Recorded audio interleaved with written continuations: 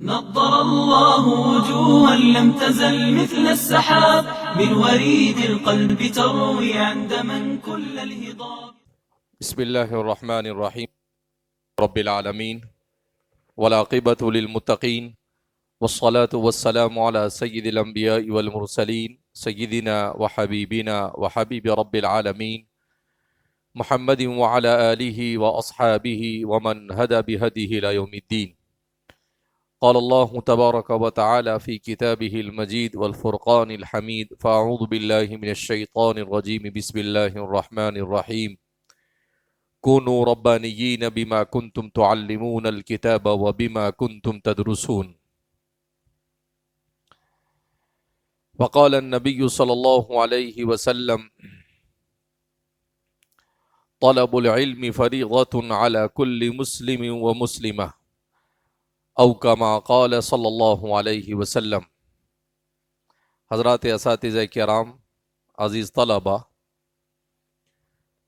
ہم رب کریم کا جتنا بھی شکر ادا کرے کم ہے کہ اللہ رب العزت نے ہمیں رمضان المبارک جیسے بابرکت مہینے کے بعد دوبارہ دنیا کے سب سے بہترین عمل اور سب سے بہترین کام دین کو سیکھنے سکھانے کے لیے جمع ہونے کی توفیق مرحمت فرمائی. ذالک فضل اللہ یؤتیہ من یشاء، یہ اللہ کا فضل ہے، وہ اللہ جسے چاہتے ہیں عطا فرماتے ہیں. نہ میں نہ آپ، ہم میں سے کوئی اپنے سے آیا نہیں اور نہ اپنے سے اس مشغلے میں لگا ہے. یہ صرف اور صرف اللہ کا انتخاب ہے. اللہ کے انتخاب کے علاوہ اسے کچھ نہیں کہا جا سکتا ہے. سیدنا حضرت شعیب علیہ السلام فرماتے تھے وما توفیقی الا باللہ، کہ میں جو کچھ کرتا ہوں. حضرت شعیب علیہ السلام کی قوم نے حضرت شعیب علیہ السلام کو چنے کے جھاڑ پر چڑھانے کی کوشش کی. چنے کا جھاڑ سمجھتا ہے؟ چنے کا درخت ہوتا ہے یا چنے کا پودا ہوتا ہے؟ عربی کیا ہوتا ہے؟ پودا. تو اب پودے پہ کوئی چڑھ سکتا ہے؟ نہیں چڑھ سکتا ہے. تو جب کوئی آدمی کسی کو بے جا تعریف کرے تو اسے کہا جاتا ہے کہ حضرت کو چنے کے جھاڑ پہ چڑھایا جا رہا ہے. کس پہ چڑھایا جا رہا ہے؟ چنے کے جھاڑ پہ چڑھایا جا رہا ہے. چنے کا جھاڑ ہی نہیں ہے تو چڑھے گا کہاں سے؟ تو حضرت شعیب علیہ السلام کو ان کی قوم کیا کہنے لگی کہ ہم تو آپ کو بڑا ہونہار سمجھتے تھے اور ہم سمجھتے تھے کہ تم ہمارے بڑے کام آئے گا بڑا ہونے کے بعد. یہ کیا بات ہے؟ بڑے ہونے کے بعد تو تم نے اپنے آباء و اجداد کے دین کے خلاف دوسرا ہی کام شروع کر دیا. تو انہوں نے کیا سوچا کہ شعیب علیہ السلام کو ایسے گھما پھرا کر تھوڑا سا ہی کریں گے تو ہو سکتا ہے کہ شعیب علیہ السلام پھول کر بھگا ہو جاوے، ہماری بات میں آ جاوے. تو شعیب علیہ السلام نے کہا وما توفیقی الا باللہ ان ارید الا الاصلاح ما استطعت. کہا جسے تم غلط سمجھ رہے ہو وہ غلط نہیں ہے، مجھے تو اللہ نے اصلاح کے لیے تمہارے درمیان بھیجا ہے. مجھ سے جتنا ہو سکے گا تمہاری اصلاح کی کوشش کروں گا، اور یہ جو کچھ کروں گا وما توفیقی الا باللہ، یہ بھی کس سے کروں گا؟ اللہ کی توفیق سے کروں گا. اس میں بھی میرا اپنا کوئی کمال نہیں.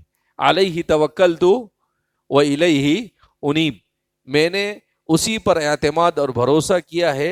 وَإِلَيْهِ أُنِيبُ، اور میں اسی کی طرف انابت کرتا ہوں اور رجوع کرتا ہوں.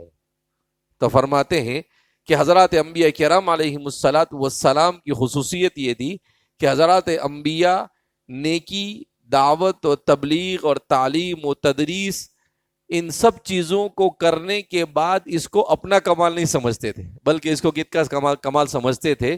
اللہ کا کمال اور اللہ کا فضل سمجھتے تھے کہ یہ سب اللہ کے فضل سے ہو رہا ہے. اللہ ایک ہے اللہ کا عدل اور ایک ہے اللہ کا فضل. یہ دنیا اللہ کے عدل سے اور اللہ کے فضل سے چلتی ہے. جس کے ساتھ اللہ فضل فرماتے ہیں اسے ایمان عطا فرماتے ہیں. جس کے ساتھ اللہ کا فضل مزید ہوتا ہے اللہ اس کو علم دین کے لیے منتخب کرتے ہیں. جس کے ساتھ اور اللہ کا فضل ہوتا ہے اللہ اس کو عمل کے لیے منتخب کرتے ہیں. جس کے ساتھ اور اللہ کا فضل ہوتا ہے اللہ اسے اخلاق حسنہ عطا فرماتے ہیں. جس کے ساتھ اور اللہ کا فضل ہوتا ہے اللہ اسے مقبولیت عطا فرماتے ہیں، جس کے ساتھ اور اللہ کا فضل ہوتا ہے اللہ اسے اخلاص عطا فرماتے ہیں، اور جس کے ساتھ اللہ کا فضل کمال تک ہوتا ہے اللہ اسے ایمان اور موت اس کا خاتمہ ایمان پر فرماتا ہے۔ سب اللہ کے فضل سے ہو رہا ہے۔ کس سے ہو رہا ہے؟ اللہ کے فضل سے۔ تو ہم یہاں پر جمع ہوئے اللہ کے فضل سے۔ ہم اللہ کا جتنا شکر ادا کرے کم ہے کہ آپ دیکھیں روئے زمین پر آپ کے جیسے کتنے نوجوان ہیں، ہزاروں لاکھوں نوجوان ہیں، اور وہ سارے نوجوان کوئی ناچ گانے میں لگا ہوا ہے، کوئی ہوٹل میں کام کر رہا ہے، کوئی ڈاکٹر بن رہا ہے، کوئی انجینئر بن رہا ہے، اور وہ سمجھ رہا ہے کہ یہی سب کچھ ہے، مگر اس میں کچھ نہیں ہے۔ اصل چیز تو کس میں ہے؟ اصل چیز یہ ہے کہ انسان کو اللہ اپنے دین کے لیے منتخب کرے۔ اہل القرآن اہل اللہ و خاصتہ، اہل قرآن یہ اہل اللہ ہوتے ہیں، اللہ والے، اور اہل اللہ و خاص صرف اللہ والے نہیں بلکہ اللہ کے خاص بندے ہیں۔ تو حضرت مولانا وسیع اللہ صاحب جلال آبادی رحمۃ اللہ علیہ کا ایک چھوٹا سا رسالہ ہے جو ہمارے ہر طالب علم کو پڑھنا چاہیے، قرآن کریم کے اوپر۔ اتفاق سے میں رمضان سے پہلے اس کا مطالعہ کیا، پھر میں نے کہیں رکھ دیا، رات میں نے تلاش کیا مگر مجھے مل نہیں سکا، لیکن ابھی بڑے اچھے انداز میں اس کو حضرت مولانا قمر الزمان صاحب کے نگرانی میں جو ادارہ ہے وہاں سے وہ شائع ہوا ہے۔ تو قرآن کریم فضائل قرآن غالباً اس کا نام ہے، تو وہ بہترین رسالہ ہے۔ اس میں حضرت نے لکھا ہے کہ اہل اللہ و خاصتہ کا کیا مطلب؟ کہا اہل اللہ و خاصتہ کا مطلب یہ ہے کہ قرآن کریم کے بارے میں اللہ نے کہا کہ قرآن کے ساتھ جو منسلک ہے وہ اللہ کے اہل اور اللہ کے خاص بندے ہیں۔ اس کے لیے سب سے پہلے قرآن کریم کی کما حقہ تلاوت کرنے والا، اس کے بعد قرآن کریم کو سمجھنے والا، اس کے بعد قرآن کریم پر عمل کرنے والا، اس کے بعد قرآن کریم کی تبلیغ کرنے والا اور اسلام کا دفاع کرنے والا۔ کہا جس میں یہ چاروں صفت پیدا ہو جاتی ہے وہ اتنا اللہ کے قریب ہوتا ہے اور اتنا اللہ کا خاص بندہ ہوتا ہے، اور جس میں ان صفات کی کمی ہے وہ اتنا اللہ کے خاص بندوں میں سے کم ہوتا چلا جاتا ہے۔ لہذا اس بنا پر یہ اللہ کا بہت بڑا احسان ہے کہ اللہ نے حافظ ہونے کی توفیق عطا فرمائی، اور حفظ کے بعد بہت سارے لوگ پڑھنا چھوڑ دیتے ہیں کہ بھئی حافظ ہو گئے جنتی بن گئے۔ کوئی جنتی ونتی نہیں ہے۔ جنتی تو کب پتہ چلے گا؟ جب میدان حشر ہوگا، حساب اور کتاب ہوگا اور اللہ کا فضل ہوگا تو ہی انسان کی جنتی، باقی کوئی جنتی ہونے کا فیصلہ کر سکتا نہیں ہے۔ اللہ کے رسول صلی اللہ علیہ وسلم نے ایک موقع پر ارشاد فرمایا کہ جنت میں کوئی داخل نہیں ہوگا مگر اللہ کی رحمت سے۔ تو حضرات صحابہ نے کہا ولا انت یا رسول اللہ، اللہ کے رسول صلی اللہ علیہ وسلم آپ بھی جنت میں اپنے اعمال سے نہیں داخل؟ کہا لا ولا انا، میں بھی نہیں، الا ان یتغمدنی اللہ بفضلہ، الا یہ کہ اللہ اپنے فضل اور اپنی رحمت سے مجھے ڈھانپ دے وے۔ تو اللہ کے رسول صلی اللہ علیہ وسلم جن کو سید الخلائق کہا جاتا ہے، وہ اتنی عظیم ذات جب وہ یہ کہے تو انسان اپنے عمل سے، انسان اپنے کام سے، انسان اپنی خدمت سے جنتی نہیں ہونے والا ہے، یہ اللہ کے فضل سے جنتی ہونے والا ہے۔ ہاں یہ ضرور ہے کہ علم، عمل، یہ وہ چیزیں ہیں جو اللہ کے فضل کو متوجہ کرتی ہے۔ جب انسان کے پاس علم ہو، عمل ہو، تقوی ہو، طہارت ہو تو اللہ کا فضل اس کی طرف متوجہ ہوتا ہے، دنیا میں بھی اور آخرت میں بھی۔ ورنہ ظاہر سی بات ہے کہ اتنا آسان نہیں ہے۔ اسی لیے کہتے ہیں حدیث پاک میں نبی کریم صلی اللہ علیہ وسلم نے ارشاد فرمایا کہ بنو اسرائیل کے ایک آدمی کو لایا جائے گا، اس نے 300 سال تک، اور ایک روایت میں 150 سال تک اللہ کی عبادت کی مسلسل۔ وہ کیا سمجھ رہا ہوگا؟ وہ عابد، وہ کیا سمجھ رہا ہوگا کہ بھئی اپنی تو جنت پکی، اپنی تو جنت پکی۔ تو اللہ اسے کہیں گے چلو ٹھیک ہے جاؤ جنت میں ہمارے فضل سے، تو کہے گا آپ کے فضل سے کیوں؟ میں اپنے عمل کے بلبوتے پر جنت میں جاؤں۔ کہا کہ اچھا اپنے عمل سے جاؤ؟ کہا کہ جاؤ ٹھیک ہے۔ اب وہ جانے لگتا ہے تو راستے میں اس کو پیاس لگتی۔ کیا لگتی ہے اس کو؟ پیاس، بہت شدید پیاس محسوس ہوتی۔ تو اللہ سے کہتا ہے کہ بڑی پیاس لگ رہی ہے، پانی چاہیے۔ کہا ٹھیک ہے پانی ملے گا، لیکن ایک گھونٹ پانی کے بدلے 100 साल की इबादत देनी पड़ेगी। एक घूंट पानी के बदले में 100 साल की इबादत। तो वो तैयार हो जाता है, कहा भाई इतनी सख्त प्यास लगी है, उसके बगैर चारा निकाह ये 100 साल की इबादत दिया, एक घुट पानी मिल जावे गनीमत है। कहा कि ठीक है, और आगे चलता है, फिर प्यास लगती है, फिर मांगता है, तो कहा कि भाई पानी मिलेगा, एक घुट के बदले में 100 साल की इबादत। अब वो 8-10 कदम चलता है, वहां तक तो 300 साल की इबादत का सौदा हो गया है। अब अल्लाह पूछते अब कैसे जाओगे जन्नत में, जाओ। तो कहा अल्लाह के फजल के बगैर कोई जन्नत में नहीं जा सकता है। तो इंसान को न अपने आमाल पर नाज करना चाहिए, न इंसान को अपने इल्म पर नाज करना चाहिए, न इंसान को अपने अखलाक पर नाज करना चाहिए, अपनी किसी चीज पर नाज नहीं करना चाहिए। इंसान को सिर्फ अल्लाह की तरफ मुतवज्जे होना चाहिए, उसके बगैर इंसान का कोई काम नहीं बन सकता है।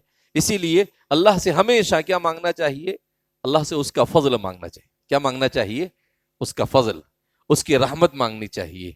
कुरान करीम ने सूरह कहफ के अंदर में वाक़या बयान किया, एक वाक़या बयान किया असहाबे कहफ का। वहां भी कुरान ने कहा रहमतम मिर रब्बिक, कि असहाबे कहफ को अपने ईमान की हिफाजत की फिक्र की, उसमें भी अल्लाह की रहमत शामिल। फिर कुरान करीम ने हजरत मूसा और हजरत खजीर के इल्म को बयान किया, तो हजरत खजीर को जो इल्म तकवीनी अता किया था उसको बयान किया, वहां पर भी अल्लाह ने क्या कहा, रहमतम मिर रब्बिक। ये भी अल्लाह के रहमत से इल्म भी अता हुआ, अल्लाह की ईमान की हिफाजत की फिक्र हुई अल्लाह की रहमत से। इल्म तकवीनी मिला, वो भी अल्लाह की, इल्म तशरीई हो या तकवीनी हो, ये भी अल्लाह की रहमत से। और फिर जुल्करनैन के वाक़े को जब बयान किया कि जुल्करनैन को बादशाहत अता फरमाई, तो वहां पर भी अल्लाह ने कहा रहमतम मिर रब्बिक। तो इंसान को इज्जत मिलती है, इल्म मिलता है, ईमान मिलता है, ये सब के सब मिलता है, सिर्फ किससे मिलता है? अल्लाह की रहमत। अल्लाह की रहमत मेरे और आपकी तरफ मुतवज्जे ना होती तो मैं और आप यहां पर आते भी नहीं। पता नहीं दुनिया की किस वादी के अंदर में हम भटक रहे होते, और पता नहीं जलालत, कुफ्र और शिर्क और बिदात और खुराफात और गुनाहों के किस समंदर में डूबे हुए होते, अल्लाह ही जाने।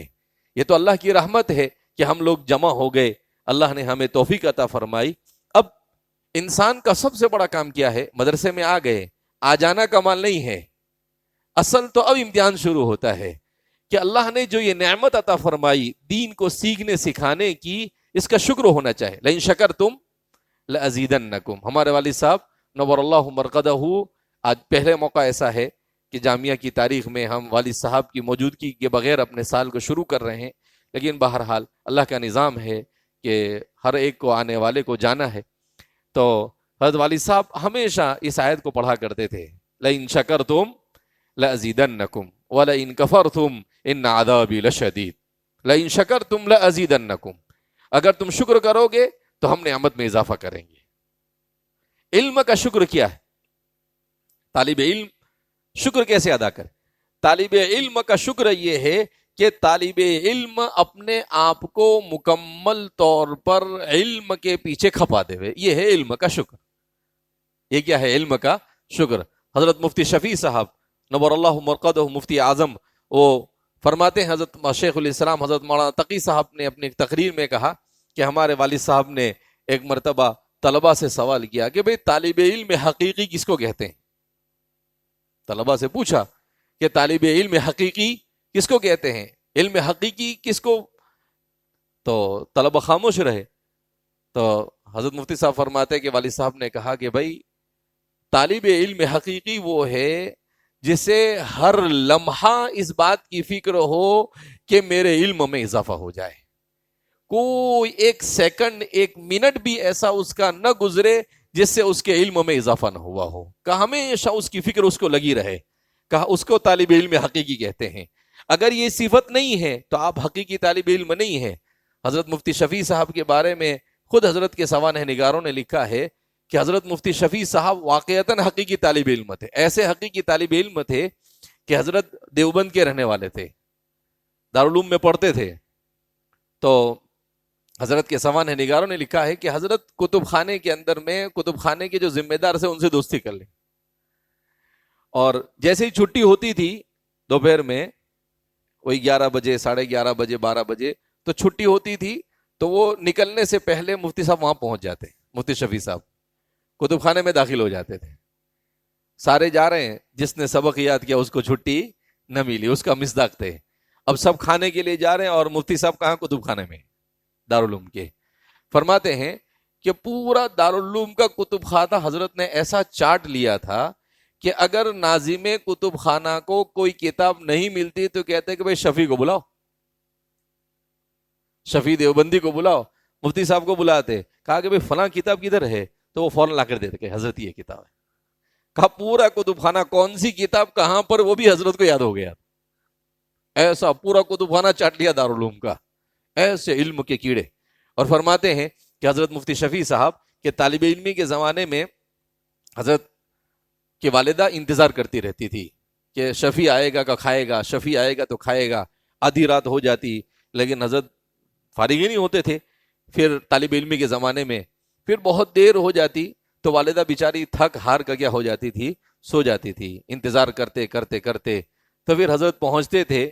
تو حضرت فرماتے کہ جب میں پہنچتا تھا تو ٹھنڈی کے موسم میں وہ سالن وہ بالکل تیل وغیرہ ہوتا تھا, وہ جم جاتا تھا. لیکن میں اس کو مناسب نہیں سمجھتا تھا کہ اپنی والدہ کی نیند خراب کروں, تو میں ویسے ہی کھا لیتا تھا. 2-4 لقمے کھاتا تھا, وہ بھی اس لیے کھا لیتا تھا تاکہ والدہ صبح پوچھے گی کہ کھایا کہ نہیں کھایا, تو کہیں ایسا ان کو تکلیف نہ ہو کہ بھئی کھانا نہیں کھایا, میں نے اتنا دیر انتظار کیا. تو صرف ان کو یہ کہنے کے لیے ایسے 2-4 لقمے کھاتا تھا, ویسے ہی ٹھنڈا ٹھنڈا تیل والا جمع ہوا تیل وہی کھا لیتا تھا, اور پھر کیا کرتا تھا, میں تھوڑی دیر سو جاتا تھا. تو حضرت جیسے فرماتے تھے کہ ہر لمحہ اس کو فکر ہو. اب جب ایسی طالب علمی کے زمانے میں محنت کی تو اللہ نے کیا بنایا, مفتی اعظم بنایا. کیا بنایا؟ مفتی اعظم بنایا. اللہ اکبر. حضرت کی معرف القرآن شاید دنیا کے اندر میں جتنی زبانوں میں اس کا ترجمہ ہوا کسی کا ترجمہ نہیں ہوا ہوگا. مفتی حضرت مولانا تقی صاحب کی ابھی نئی تفسیر آئی ہے, آسان تفسیر قرآن. کل اس کا مقدمہ میں پڑھ رہا تھا تو حضرت نے لکھا کہ حضرت کی کتابوں کے میرے علم کے مطابق معرف القرآن کا 40 سے زیادہ زبانوں میں ترجمہ ہوا ہے. کتنی زبانوں میں؟ 40 سے زیادہ زبانوں میں. اللہ اکبر. اور کہا کہ بہت سارے تو ہمارے علم میں بھی نہیں, تو اللہ نے ایسا علم عطا فرمایا. جواہر الفقہ دیکھو, اللہ اکبر, ایسی ایسی چھوٹے چھوٹے مسائل کے اوپر ایسی ایسی تحقیقات حضرت نے پیش کی ہے. اور نہ جانے کتنی کتابیں, بے شمار کتابیں اپنے پیچھے چھوڑی. تو جب طالب علمی کے زمانے میں اتنی محنت کی تو اللہ نے بعد میں چل کر اللہ نے ان سے دین کا تو علم نافع جو انسان کو ملتا ہے, اس کے لیے سب سے پہلی جو چیز ہے وہ ہے انسان کے اندر میں ادب کا ہونا. با ادب ہونا چاہیے. با ادب با نصیب, بے ادب محروم گشت از رحمت رب. بے ادب ہوگا تو اللہ کی رحمت سے محروم. با ادب انسان کے اندر میں ادب بہت ضروری ہے. انسان کے پاس علم ہو, ذہانت ہو, فطانت ہو, مگر ادب نہ ہو تو وہ انسان کبھی بھی دنیا کے اندر میں کامیاب نہیں ہو سکتا ہے. حضرت ہی فرما رہے تھے کل کسی گفتگو کے اندر, حضرت نے فرمایا کہ بھائی ادب جو ہے وہ علم کی روح ہے. علم کی روح ہے. آپ کے اندر جتنا ادب ہوگا آپ اتنے کامیاب انسان, اور جتنا ادب کم ہوگا آپ اتنے ناکام انسان. دنیا میں دیکھیں آپ جتنے بھی فرقے باطلہ کھڑے ہوئے, فرقے باطلہ کھڑا کرنے والے جاہل ہوتے ہیں کیا؟ یہ سب کیا ہوتے ہیں؟ سب عالم ہوتے ہیں. معتزلہ کا فرقہ کھڑا ہوا تو اعتزال کو کھڑے کرنے والا کوئی جاہل کیوں؟ جاہل کو کیا سمجھ میں آوے؟ اسی لیے کہتے ہیں نیم حکیم خطرے جان, نیم ملا خطرے ایمان. کہ یعنی آپ کے پاس علم ہے, آدھا ادھورا علم ہے, ادب نہیں ہے, تو انسان پھر وہ امت کے لیے فتنہ. اسی لیے حضور نے فرمایا خیر الخیار خیار العلماء وشر الشرار شرار العلماء. میری امت کے بہترین لوگ بھی علماء اور میری امت کے بدترین لوگ بھی علماء. الفتنة تخرج منهم وتعود الیہم. کا فتنے کھڑے کرنے والے بھی علماء اور فتنوں کو دبانے والے بھی علماء. اللہ ہمیں ایسے علماء میں شامل فرمائے جو فتنوں کو دبانے والے ہو, فتنے کھڑے کرنے والے نہ ہو. اللہ کے رسول صلی اللہ علیہ وسلم کی اور صحابہ کی اور انبیاء کی سیرتوں کو پڑھو. جس نے ادب اختیار کیا اللہ نے اس کو اپنے دین کے لیے منتخب کیا. میں کہتا ہوں جس کو کہ آپ تفسیر پڑھیں تو بنو اسرائیل کا سب سے بڑا جرم کیا تھا؟ بنو اسرائیل بڑی بے ادب قوم تھی. کیسی قوم تھی؟ نہ نبی کا ادب نہ اللہ کا ادب. حضرت موسیٰ علیہ السلام کو کچھ کہنا ہو تو ایسا نہیں کہتے کہ ہمارے رب سے کہو, اپنے رب سے کہنا. کیا کہتے تھے؟ اللہ سے اللہ سے بھی نہیں ہے، تیرے رب سے بول. موسیٰ علیہ السلام کو اس طریقے سے بات، یعنی ان کو گفتگو میں اللہ کا ادب بھی نہیں.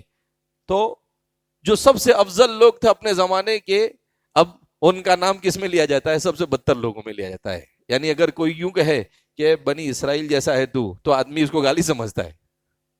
کیا سمجھتا ہے اس کو؟ کہ اچھا میرے کو بنی اسرائیل جیسا بولا تم نے. تو یہ کیوں آیا؟ انہوں نے انبیاء کی بے ادبی کی، انہوں نے اللہ کی بے ادبی کی، اللہ کی کتاب کی بے ادبی کی. اسی لیے حضرت حکیم الاسلام حضرت قاری طیب صاحب نور اللہ مرقدہ بڑی قیمتی بات ارشاد فرماتے تھے. حضرت فرماتے تھے کہ اس امت کے اندر میں دو ہی سب سے بڑے فتنے، ایک ہے علمی غرور کا فتنہ اور دوسرا ہے شخصیت پرستی کا فتنہ. علمی غرور کا فتنہ. کہا یہودی جس فتنے میں مبتلا ہوئے وہ علمی غرور کا فتنہ تھا، اور نصارہ جس فتنے میں مبتلا ہوئے وہ شخصیت پرستی کا فتنہ تھا. تو کہا کہ ہماری اہل سنت والجماعت کی خصوصیت یہ ہے کہ اہل سنت والجماعت یہ علم کا غرور بھی اپنے اندر نہیں پیدا کرتے اور شخصیت پرستی میں بھی مبتلا نہیں ہوتے ہیں، بلکہ دونوں کو اعتدال کے ساتھ لے کر چلتے ہیں. حضرت مولانا علی میاں ندوی نور اللہ مرقدہ نے اپنی کتاب تاریخ دعوت و عزیمت کے مقدمے کے اندر میں بڑی پیاری بات لکھی ہے. حضرت نے لکھا ہے کہ کوئی بھی دین اس دنیا میں زندہ رہتا ہے دو چیزوں سے، کتاب اللہ سے اور رجال اللہ سے. کہا اس امت کے ساتھ اللہ کا سب سے بڑا فضل اور احسان یہ ہوا کہ اللہ نے جہاں اس کو قرآن کریم جیسی کتاب عطا فرمائی، وہیں پر اللہ نے اس کو ایسے رجال عطا فرمائے، رسول اللہ صلی اللہ علیہ وسلم جیسی ذات عطا فرمائی، حضرات صحابہ عطا فرمائے، حضرات ائمہ عطا فرمائے، حضرات سلف صالحین عطا فرمائے، حضرات محدثین عطا فرمائے، حضرات متکلمین عطا فرمائے، حضرات فقہاء عطا فرمائے، ایسے ایسے علماء عطا فرمائے کہ اللہ اکبر. تو فرمایا اس دین کی خصوصیت یہ ہے. حضرت مولانا علی میاں صاحب فرماتے ہیں کہ ہر زمانے میں جیسے علماء کی ضرورت پڑتی گئی ایسے رجال اللہ اس امت کو مہیا فرماتے رہے، اسی لیے یہ دین مکمل محفوظ رہا. کہ ہر زمانے میں پھر حضرت نے رجال اللہ کی ایک لسٹ بنائی، اور اس لسٹ کے مطابق حضرت عمر ابن عبدالعزیز سے شروع کیا کہ حضرات صحابہ کے بعد سب سے بڑے مجدد اگر کوئی اس امت میں گزرے ہیں، رجال اللہ کے سرخیل اگر کوئی ہے تو حضرت عمر ابن عبدالعزیز ہے. پھر اس کے بعد دوسری صدی کے امام شافعی رحمۃ اللہ علیہ کا تذکرہ کیا اور امام ابو حنیفہ کا تذکرہ کیا. پھر اس کے بعد تیسری صدی میں ابو الحسن اشعری کو، امام ماتریدی کو، پھر اس کے بعد چوتھی صدی کے اندر میں پانچویں صدی میں امام غزالی وغیرہ کو. تو ہر صدی کے مجددین کو آپ نے کیا بیان کیا تاریخ ہے. تو کہا یہ سارے رجال اللہ ہے. آخری صدی میں آ کر آپ نے بیان کیا کہ سید احمد شہید اور سید اسماعیل شہید یہ ہماری اس سے پہلے والی صدی کے مجدد تھے، اور انہی کے فیض سے ہمارے سارے کے سارے مدارس کے جو فیوز ہے وہ انہی کی برکتیں ہیں، جو شاہ صاحب سے چلی، شاہ عبدالعزیز صاحب سے ہوتی ہوئی، شاہ رفیع الدین صاحب سے ہوتی ہوئی شاہ اسحاق صاحب تک پہنچی، پھر شاہ اسحاق صاحب سے سید احمد شہید، سید اسماعیل شہید، اور ان لوگوں سے ہوتے ہوئے پھر یہ چیز پہنچی شاہ اسحاق کے بعد کہاں پہنچی؟ حضرت مولانا مملوک علی صاحب، پھر اس کے بعد حضرت حجت الاسلام حضرت مولانا قاسم صاحب نانوتوی، حضرت مولانا رشید احمد گنگوہی، پھر اس کے بعد حضرت مولانا خلیل احمد سہارنپوری، اس کے بعد حضرت شیخ الہند رحمۃ اللہ علیہ، حضرت مولانا یعقوب صاحب نانوتوی، حضرت مولانا اشرف علی تھانوی رحمۃ اللہ علیہ. تو یہ سب ہمارے اکابرین، یہ سب رجال اللہ ہے. یہ سب کیا ہے؟ ہم ہندوستان والے بڑے خوش قسمت لوگ ہیں کہ اللہ رب العزت نے اس آخری فتنوں کے اس دور میں دین متین کی حفاظت کے لیے اس خطے کو منتخب کیا. اور اس کے لیے اللہ نے تیاری کب سے شروع کی تھی؟ تاتاریوں کے فتنے سے. کب سے شروع کی تھی؟ تاتاریوں کے فتنے سے. حضرت مولانا علی میاں ندوی نور اللہ مرقدہ مفکر اسلام حضرت نے لکھا ہے اپنے والد صاحب کی کتاب نزہۃ الخواطر. تو نزہۃ الخواطر کے مقدمے میں حضرت نے لکھا ہے کہ تاتاریوں کے زمانے میں جب عالم اسلام کی اینٹ سے اینٹ بچ گئی اور بڑی تعداد میں مسلمانوں کو قتل کیا گیا، تو علماء ڈھونڈ رہے تھے کہ کون سی جگہ ایسی ہے جہاں پر ہم محفوظ ہے اور ہم نشر و اشاعت کر سکتے ہیں دین کی. ایسا زمانہ جس زمانے میں اس زمانے کے مورخ امام ابن اسیر نے اپنی کتاب الکامل کے اندر میں لکھا ہے کہ ایسا لگتا ہے کہ اب یہ دنیا ختم ہو جائے گی. اتنا خطرناک فتنہ، انسانی تاریخ کے بڑے فتنوں میں سے ایک فتنہ تھا. کہا اب دنیا ختم ہو جائے گی، کہا اب قیامت قائم ہو جائے گی، ایسا سمجھ رہے تھے وہ. اتنا مسلمانوں کا قتل عام ہوا. اس کے بعد کہا کہ سارے علماء، حضرت مولانا علی میاں فرماتے ہیں بغداد، بصرہ، کوفہ اور وہ سارے جتنی بھی علمی بستیاں تھیں ان سب جگہوں سے، ملک شام وغیرہ سے علماء ہجرت کر کر کہاں آئے؟ ہندوستان آئے. کیوں؟ اس لیے کہ اس وقت ہندوستان میں سب سے مضبوط مسلمان بادشاہ تھے. کون تھے وہ؟ علاؤ الدین خلجی. کون تھے؟ علاؤ الدین خلجی. 2 مرتبہ تاتاری کو شکست دیا آپ نے. تو کہا اس زمانے میں سب علماء کا پورا سیلاب اس ملک کے اندر میں آیا، اور اس کے بعد جو علم یہاں پر الحمدللہ جو شروع ہوا تو وہ ہوتے ہوئے علامہ مہائمی سے شاہ ولی اللہ تک پہنچا، اور پھر اس کے بعد تو اللہ رب العزت نے جو انتظام کیا تو یہ اللہ کا نظام ہے. یہ علم، اس کی شعائیں مکہ سے پھوٹی، مدینہ گئی، پھر مدینہ سے نکل کر عراق گئی، پھر ملک شام گئی، پھر یمن کے علاقے میں گئی، پھر یمن کے علاقے سے نکل کر کہاں پر گئی؟ یہ ازبکستان اور قزاقستان، امام بخاری کے ان کے دیار کے اندر میں گئی. وہاں سے ہونے کے بعد پھر یہ ترکی کی طرف گئی، پھر ترکی کے بعد یہ ساری کے ساری چیزیں کہاں پر آئی؟ ہمارے اس ملک میں آئے. تو ہم خوش قسمت ہے کہ ہمارے حصے میں یہ چیزیں آئی، اس کی ہمیں قدر کرنی چاہیے. لہذا ہمارے جو طلباء یہاں پر آئے ہیں، ہم قدید و جدید تمام طلباء کا خیر مقدم کرتے ہیں، ان کو اہلاً و سہلاً و مرحبا کہتے ہیں انتظام جامعہ انتظامیہ کی طرف سے اور اساتذہ کی طرف سے. اور ہم آپ حضرات کے لیے دعا کرتے ہیں کہ اللہ آپ سب کو علم نافع کی برکت سے مالا مال فرمائے، ہم سب کو اپنے اکابرین کے مسلک کے مطابق زندگی گزارنے کی توفیق مرحمت فرمائے. حضرت قاری طیب صاحب نے بڑی اچھی بات لکھی ہے کہ بھائی ہمارے یہاں پر عقیدت میں بھی غلو نہیں ہے اور ہمارے یہاں پر علم میں بھی غلو نہیں ہے، دونوں میں ہم اعتدال کے ساتھ، اور یہ بیلنس اور اعتدال ہی اہل سنت والجماعت ہے.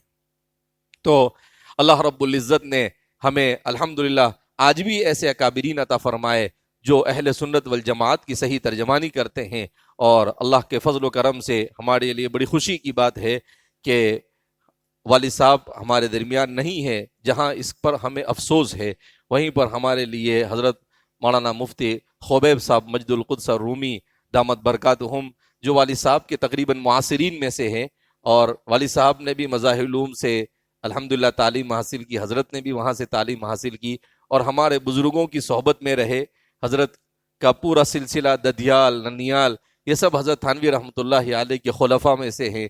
حضرت کے والد صاحب بھی اپنے دیار کے بہت جلیل القدر عالم گزرے ہیں، حضرت مولانا روح القدس رومی نور اللہ مرقدہ. تو اور ہمارے حضرت تھانوی رحمۃ اللہ علیہ کے سلسلے کے جتنے اکابرین ہیں ان سارے اکابرین سے آپ نے استفادہ کیا. سب سے بڑی بات ہمارے جامعہ کے روح رواں اور برکت العصر حضرت مولانا قاری سید صدیق احمد صاحب باندوی نور اللہ مرقدہ سے حضرت کو خاص تعلق رہا. اور حضرت فرماتے ہیں کہ حضرت قاری صدیق صاحب رحمۃ اللہ علیہ کے یہاں پر جتنی چیزیں میں نے دیکھی، وہاں حضرت نے 2 سال پڑھا تو فرمایا کہ وہ ساری چیزیں مجھے یہاں پر بھی نظر آ رہی الحمدللہ. تو ہمیں خوشی ہے کہ الحمدللہ اللہ نے ہمیں اپنے اکابرین کے مسلک پر چلنے کی توفیق مرحمت فرمائی، اور ہمیں اس بات کا التزام کرنا ہے کہ انشاءاللہ اسی مسلک کے ساتھ ہم رہیں گے. حضرت سے کل میں نے گفتگو کی تو میں نے کہا کہ حضرت اب ہم آپ سے درخواست کرتے ہیں کہ آپ یہیں پر قیام کریں. تو حضرت نے کہا مستقل قیام تو مشکل ہے، لیکن انشاءاللہ میں آتا جاتا رہوں گا، بکثرت آؤں گا یہاں پر.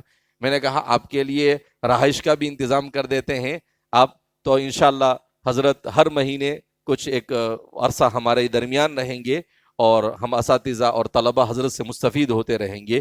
یہ ہمارے لیے بڑی سعادت کی بات ہے. کیوں؟ اس لیے کہ ہمیں اپنے اوپر کسی بڑے کو رکھنا بہت ضروری ہے. فرماتے ہیں جو آدمی کسی کو اپنا بڑا نہیں بناتا ہے شیطان اس کا بڑا بن جاتا ہے. شیطان اس کا کیا بن جاتا ہے؟ اور جس کا بڑا شیطان بن گیا اس کا مطلب وہ بھی شیطان. شیاطین الانس والجن یوحی بعضهم الى بعض زخرف القول غرورا. قرآن کریم کہتا ہے کہ انسان اور جنات، تو شیطان خالی جنات میں نہیں ہوتا، انسانوں میں بھی جنات. انسانوں کا شیطان یہ جنات والے شیطان سے زیادہ خطرناک ہوتا ہے. تو اللہ ہماری حفاظت فرمائے ہر قسم کی فتنوں سے. اور اللہ رب العزت ہمارے اس سال کو جس طرح سے اس کا آغاز الحمدللہ شعبوں میں الحمدللہ آج سے جیسے ہمارے اکابرین کی روایت رہی بدھ کے دن تعلیم کا سلسلہ شروع ہوتا ہے، تو ہمارے یہاں پر بھی ہم نے اس روایت کو باقی رکھا ہے، اور الحمدللہ آج سے اس افتتاحی مجلس کے بعد اساتذہ کی بھی ساری ترتیب بن چکی ہے، طلبہ کی بھی ترتیبیں بن چکی ہے، اور طلبہ کے لیے دارالمطالعے کا مستقل انتظام کیا جا رہا ہے۔ اسی طریقے سے رہائش کے اعتبار سے طلبہ کے لیے گدے وغیرہ ان چیزوں کا بھی سارا انتظام ہو رہا ہے۔ تو ہم اپنی ذمہ داری کو ادا کرنے کی کوشش کریں گے۔ آپ کا کام ہے صرف پڑھنا پڑھنا اور پڑھنا۔ حضرت تھانوی رحمۃ اللہ علیہ فرماتے تھے طالب علم اگر آپ اپنی استعداد مضبوط بنانا چاہتے تو 3 کام کرو، بہت آسان ہے۔ اگر ہمارے سارے طلبہ اس بات کا عہد کر لیتے ہیں آج، تو آپ دیکھو سب انشاءاللہ عالم ربانی بنیں انشاءاللہ۔ حضرت فرماتے تھے سبق سے پہلے سبق کو دیکھنا۔ جس کتاب کا بھی سبق پڑھنا ہے آپ کو، نور العزا ہے، قدوری ہے، اصول شاشی ہے، نور الانوار ہے، شرح وقایا ہے، مختارات ہے، مقامات ہے، جلالین ہے، بخاری ہے، جو بھی کتاب آپ پڑھتے ہیں ان سب کتابوں کو سبق استاد پڑھانے والے اس سے پہلے آپ حل کریں اپنے سے، حاشیہ وغیرہ دیکھ کر، کیونکہ ہمارے حاشیوں سے بہتر کوئی اور شرح کی ضرورت ہی نہیں۔ اس کے بعد جب استاد پڑھائے تو پوری توجہ سے سنیں، اور اس کے بعد اس کا بہترین انداز میں تکرار کرا دے۔ کہا جو طالب علم میں یہ 3 کام کرے گا اس کی استعداد مضبوط ہو جائے۔ کیوں؟ اس لیے کہ اذا تکرر، جب کوئی چیز بار بار آتی رہتی ہے تو پھر وہ گھر پکڑ جاتی ہے، یعنی مضبوط ہو جاتی ہے۔ پتھر کے اوپر پانی بار بار گرتا ہے تو اس میں بھی نشان کر دیتا ہے، سوراخ کر دیتا ہے۔ تو ایسے ہی اب جب آپ اپنا مطالعہ کریں گے تو 2-4 مرتبہ دیکھیں گے، پھر استاد سے 2-4-5 مرتبہ سنیں گے، پھر تکرار کریں گے تو اس کے لیے 2-4-5 بار دیکھیں گے، پھر تکرار میں 2-4-5 بار کریں، تو ایک چیز آپ 15-20 مرتبہ بولیں گے تو ظاہر سی بات ہے آپ کے دماغ میں تو بیٹھ جائے گی۔ تو کہا کامیاب مدرس بننے کے لیے طالب علمی کے زمانے میں تکرار کا اہتمام ضروری ہے۔ ہم لوگوں نے خود اس کا بڑا فائدہ محسوس کیا کہ طالب علمی کے زمانے میں تکرار کرو تو بہترین اور کامیاب مدرس اور خطیب بن سکتے آپ، اور اگر تکرار نہیں کریں گے تو آپ اچھے مدرس اور اچھے خطیب نہیں بن سکتے، کیونکہ آپ کے اندر میں افہام اور تفہیم کا ملکہ نہیں پیدا ہوتا ہے۔ تو تفہیم کا جو ملکہ ہے، سمجھانے کا ملکہ، یہ تکرار سے پیدا ہوتا ہے۔ لہذا ہم نے اپنے اکابرین سے جو چیزیں پڑھی اور سنی ہے ان چیزوں کو اپنی زندگی میں جگہ دینے کی کوشش کریں انشاءاللہ، اور بھی تربیت کی لائن سے چیزیں آپ کے سامنے آتی رہے گی۔ حضرت بھی مستقل ہمارے درمیان رہیں گے، آتے رہیں گے، اور انشاءاللہ آج مغرب کے بعد عمومی مجلس ہوگی حضرت کی، جس میں مسلسل بالاولیہ احادیث مبارکہ کے جو اسباق شروع ہونے والے ہیں، تو اس سے پہلے اس کی مجلس ہوگی حدیث مبارک کی، کہ ہمارے مشائخ کے یہاں پر، محدثین کے یہاں پر طریقہ تھا کہ حدیث کی کتابوں کو شروع کرنے سے پہلے مسلسل بالاولیہ جو روایتیں ہیں، الراحمون یرحم الرحمن، اسی طریقے سے اور بھی بہت ساری روایتیں ہیں، ان روایتیں سے حدیث کا درس شروع ہوتا ہے۔ تو انشاءاللہ حضرت کی آج مجلس ہے، اس لیے کہ ہمارے اپنے علم کے مطابق اس وقت جن لوگوں کے پاس بہت عالی اسانید موجود ہے، حضرت ان میں سے ایک بلکہ ممتاز ہے کہ الحمدللہ بڑی سند عالی ہے۔ حضرت شیخ الہند رحمۃ اللہ علیہ تک حضرت ایک واسطے سے پہنچتے ہیں، اور حضرت تھانوی رحمۃ اللہ علیہ، علامہ انور شاہ کشمیری رحمۃ اللہ علیہ، اور بڑی بڑی آسان، تو وہاں پر ایک ایک 2 واسطے سے، تو یہ بڑی نعمت ہوتی ہے، لہذا ہمیں اس کی قدر کرنی چاہیے۔ تو میرے ذہن میں تھا پہلے کہ دارالحدیث میں کریں گے، لیکن ابھی میرے ذہن میں آیا کہ کیوں سب محروم رہے، لہذا تمام طلبہ بھی موجود رہیں گے، اساتذہ بھی موجود رہیں گے، اور آج مغرب کے بعد انشاءاللہ مسلسلات کا درس ہوگا حضرت کا، اور اس کے ذریعے سے ہم تو تمام طلبہ اس میں شریک رہے، اس لیے کہ یہ بڑی بابرکت چیزیں ہوتی ہے جس کو ہم اہمیت نہیں دیتے ہیں۔ لیکن ظاہر سی بات ہے لوگ عالی سند کو تلاش کرنے کے لیے مارے مارے پھرتے ہیں، اور ہمارے یہاں پر گھر بیٹھے پانی پہنچ رہا ہے، علم آ رہا ہے، تو ہمیں اس کی قدر کرنی چاہیے۔ تو تمام طلبہ بھی اس میں شریک ہوں گے انشاءاللہ۔ اللہ رب العزت حضرت کے قدوم میمنت کو ہمارے لیے اور حضرت کے قیام جامعہ کو بھی ہمارے لیے باعث خیر و برکت بنائے انشاءاللہ۔ حضرت مقدم مشکات سے اپنے درس بھی شروع کریں گے، اور بھی کچھ چیزیں آگے اس کی ترتیب بنتی رہے گی، تو ہمارے تمام طلباء اور اساتذہ حضرت سے مستفید ہونے کی کوشش کریں۔ آپ ہمارے اکابرین کے روایات کے امین بھی ہے اور امیر بھی ہے، امیر و روایات الاکابر اور امین روایات الاکابر، اکابر کو دیکھا بھی ہے، اکابر کو سنا بھی ہے، اکابر سے آپ کو والہانہ محبت اور تعلق بھی ہے، جو اللہ تک پہنچنے کے لیے سب سے اہم ترین کڑی۔ اللہ تک پہنچنے کے لیے حضرت حکیم الامت مجدد ملت حضرت تھانوی رحمۃ اللہ علیہ فرماتے تھے کہ وہ جو کہا جاتا ہے ساعت با اولیاء بہتر از 100 سالہ عبادت بیریا، کہ کسی بزرگ کی صحبت میں ایک گھڑی بیٹھنا 1000 سال بے ریا، یعنی اخلاص کے ساتھ جو عبادت کی جاتی ہے اس سے بھی بہتر ہے۔ تو حضرت تھانوی رحمۃ اللہ علیہ فرماتے تھے کہ میں اس کو بدل دیتا ہوں۔ کہا کیا؟ کہا میں یہ کہتا ہوں کہ ساعت با اولیاء بہتر از 1,00,000 سال عبادت بیریا۔ کہا ایک گھڑی کسی بزرگ کی صحبت میں بیٹھ جانا 1,00,000 سال بے ریا عبادت سے بھی زیادہ بہتر ہے۔ کتنا؟ 1,00,000 سال۔ تو یہ ہمارے لیے سعادت ہے کہ اللہ رب العزت نے آج جب حضرت نام لیتے ہیں حضرت مولانا وسیع اللہ صاحب کا، حضرت مولانا علی میاں ندوی کا، اور حضرت مولانا حبیب الرحمن صاحب اعظمی کا، تو مجھے بہت خوشی محسوس ہوتی ہے کہ ہمارے والد صاحب نے ان سب بزرگوں سے بچپن میں ہماری ملاقات کروا دی تھی۔ یا تو وہ یہاں آتے تھے، اگر کوئی یہاں نہیں آیا تو والد صاحب کیا کرتے تھے، ہم کو بزرگوں کے پاس لے جاتے چھٹیوں کے اندر میں، بار وفات کی چھٹی ہوئی ہے تو ہم سب کو لے کر چلو بزرگوں سے مل کر آئیں گے۔